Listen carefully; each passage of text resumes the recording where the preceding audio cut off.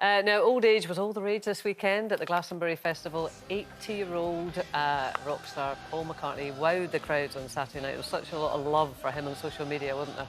And then yesterday, the fabulous Diana Ross took the famous legend slot, and she proudly told the crowd that she was 78, a far cry from 58-year-old Brad Pitt, who has recently described himself as being in the last leg of his career. I mean, I think his honesty is really refreshing, isn't it? I mean, it's maths.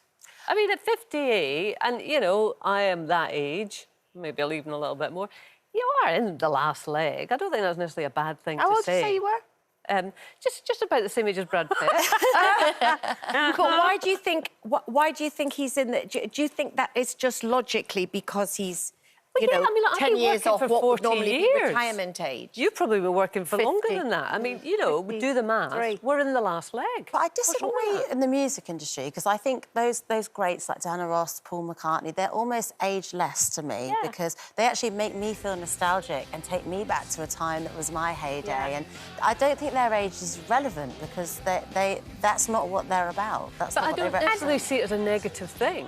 You know, I mean, I watched Paul McCartney at Glastonbury and I thought he was absolutely incredible. And when you see the music that he's created over the years, I thought it was absolutely wonderful. So I don't see it as a depressing thing. But, I mean, who are we fooling? But then again, if Brad's only 58 and he's... I know you said musically it's different. He's 80, you know.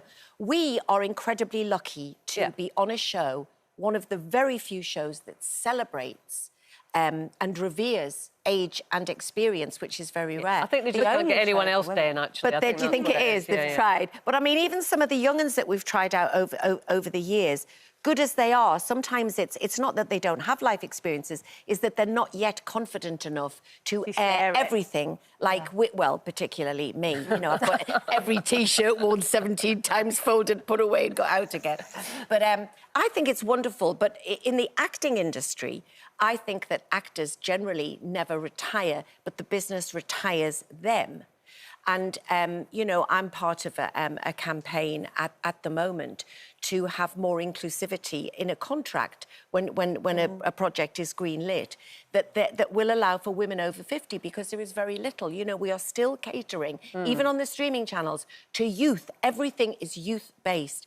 And I'm watching this show called Hacks at the moment, starring a lady called Jean Smart, who's well into her 70s. Great, And it's wonderful having a lead character. Yeah, but in a general sense as well, I think it's, you know, to say, oh, I'm on the last leg of my career, I'm the last leg of my life. For me, age is a state of mind. And I think if you're constantly being told you're on the last leg, it's a really depressing thing to hear.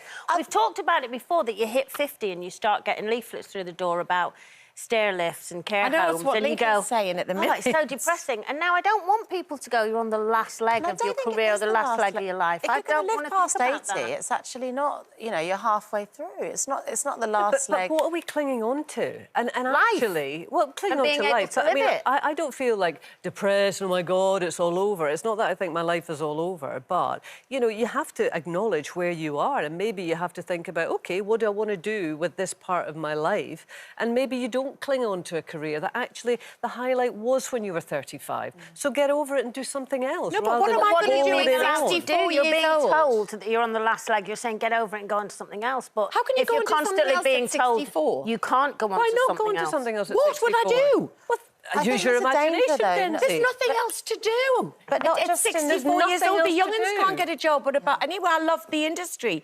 And I still want to stay in it. I just want to have more He completely choice. changed. I know he's He a good bit did, younger than but you, but he became an artist when he was No, I'm not 40. saying He's it's not also too late to struggling with change. midlife crisis But at I think if we 50. look outside of telly, outside of the media, in, you know, customer service roles, working in airlines, all these other roles that do favour younger people, it's so important that we don't wash women away because who is everybody's inspiration? and Who's everybody's role model? But How can equally, you aspire? it isn't. You're right. It's never too late to change. But if you're constantly being told, well, you can't because you're on your last leg, I then feel I it's have really a lot more hard. to give as an actress But you're all in my getting a bit 60s. defensive, girls, I have to say. When I was at drama school, though, I was in the minority because my heroines were people like Irene Handel and Pat Coombs and Hattie Jakes and all those older character actors that, you know, younger people maybe don't have the breadth of experience to play. So I sort of really look forward to, you know, getting better roles. I think there's a gap, though, isn't there? I mean, once you get to sort of Judi Dench age, you are revered and you are seen as, you know,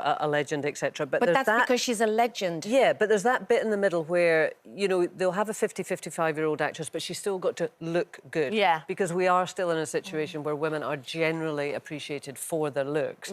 And so you do enter a kind of no man's land there. You're not allowed to kind of just let it go, are you? Whereas with guys, they don't tend to be... I mean, nobody cared whether David Dimbleby looked good when he was doing Question Time. It was whether or not, you know, he spoke sense. Well, that is a...